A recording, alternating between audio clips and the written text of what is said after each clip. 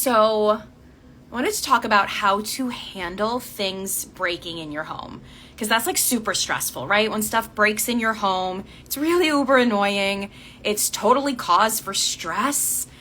But there's a really beautiful feng shui way to look at this that can really help not only give you a different mindset, but also do a little bit of that internal healing that this is what you're all here for. I always talk about how to heal trauma through the setting of our homes. So context for all of this, if you're on my email list, you already know what I'm going to say. But this past week, I have had major shit break in my home. Like both of my showers broke like in the same week. And then I have, because we have floor to ceiling windows in my home, I had to get custom blinds and one of them broke too. And so immediately, everything breaking in 1 week, my brain immediately went to, which yours probably does too, very normal, holy crap, I don't want to deal with this. Babe, where's the paperwork? Who do we contact? How much is this going to cost? You know, it's all of those normal things that your brain is just going to throw up. So let me step back for a moment. I really want to talk deeper though, because this will play in just a second, about how we here in the West, especially here in the States, but in a lot of westernized nations, how we tend to view our homes and how that actually plays a role in our continued stress and lack of resilience around things breaking, because things are always going to break. So here in the West, we tend to look at our homes as we expect them to stay very static. We have this very perfectionistic view of them. We expect that once we set it, like, we don't ever want to think about things breaking, especially big appliances, that's expensive, yada, yada, yada. So we tend to have this very static view of our homes, this perspective that the home, once we set it the way we like it, it should never change. But here's the feng shui wisdom. Your home is really a reflection not only of you, but it's also energetically connected to you. Your home is energetically connected to you.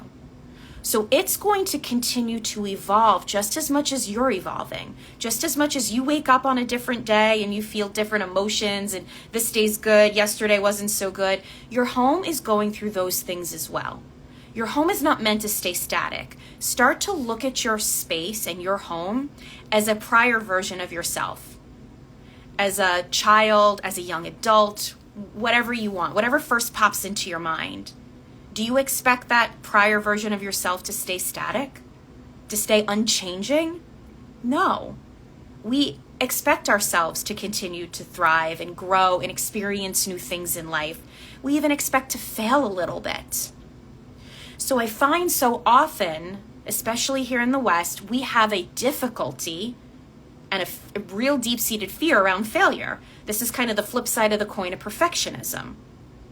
And because of that fear of failure, this is one of the ways that we project that out onto our spaces. This is one of those generational trauma things that gets rolled down through the generations. I bet you saw your parents go, oh, why is shit always breaking? We don't have the money for this. How are we going to handle this? Or something, maybe some sort of variation of that. And so that taught you through modeling that you were supposed to get really upset and pissed off and annoyed when things broke in your home too. But from a feng shui standpoint, if something breaks in your home, it's not trying to hurt you. It's not trying to make your life more stressful. It's that little child who's putting their hand up that says, pay attention to me. I have something I'm trying to share with you, and this is the only way I know how to do it. Think of your home as a 2-year-old. It's got a whole lot of you in it, but it's got a whole lot of its mind of its own. And it doesn't always know how to speak to you. That's why so many toddlers throw tantrums, because they don't know how to regulate their emotions. They learn from us. Your home is the same way. You want your home to grow and thrive alongside of you. You don't want your home to stay static. This perfectionistic mindset that we have that once you set it, it should just stay perfect forever. And if something breaks, it's this huge, huge issue. Which granted, just a little caveat, things breaking is a huge stressor. I'm not trying to downplay that. I'm just trying to give us a different perspective on how we view our spaces. So if we start to view our homes as this 2-year-old or this small prior version of you, when you start to flip that, because again, this is just a small child who's putting their hands up and saying, but I need you to pay attention to me. And here's the reason for that, is because every single part of your home, every corner, every crevice, every nook under the bed, every closet is connected to a different aspect of your life. In Feng Shui, we do something called laying the bagua. It's an energy map, and it shows us how every single aspect of your home is connected to 9 separate areas of your life. Money, being well known in the world, being seen, being heard, creativity, children, family, personal cultivation, overall health and wellness, you name it, everything is in there. Even your physical health and wellness is connected to different aspects of your home. So here's the big mindset switch. Instead of looking at your space as almost being a victim to it, like, why is this always breaking? It's always happening to me. Why can't I just keep home XYZ? That's shame. That's blame. That's learned behavior. That's not you. That's not how you came into the world. I want you to now look at home, and anytime something breaks, as saying, I need your attention now. And you saying to yourself, okay, this is, my home is speaking to me. This is my subconscious mind coming through my space, and it's asking me to pay attention. So you're probably thinking now, okay, that's great, but like, how do I then actually physically do something? I want you to notice what breaks. I want you to notice your reaction to how it breaks. What do your thoughts say? What does your body do? If you're on my email list, you know all the thoughts that ran through my head when I had 2 showers and blinds break all in the span of a week. It just it wouldn't stop. And that's very normal to have all of those thoughts. I'm not telling you not to have those thoughts. I'm the first one to push myself off a pedestal and say, my brain kept saying, what the why is this happening all in the same week?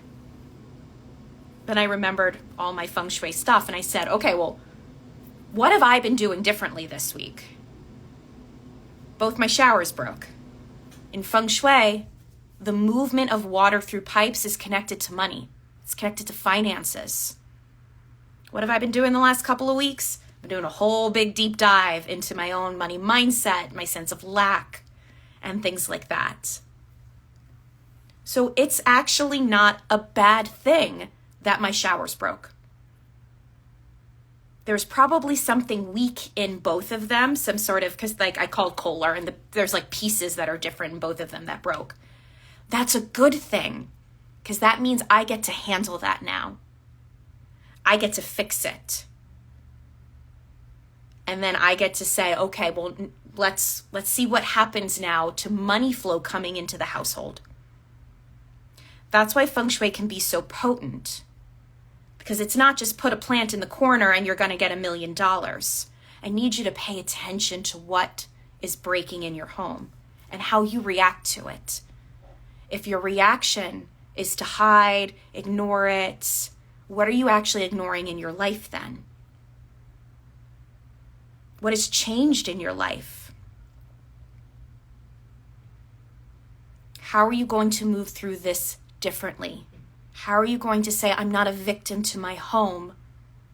My home and I are in partnership. I am in a relationship to my space. My home is trying to tell me something. It is my subconscious mind coming through my home to speak to me.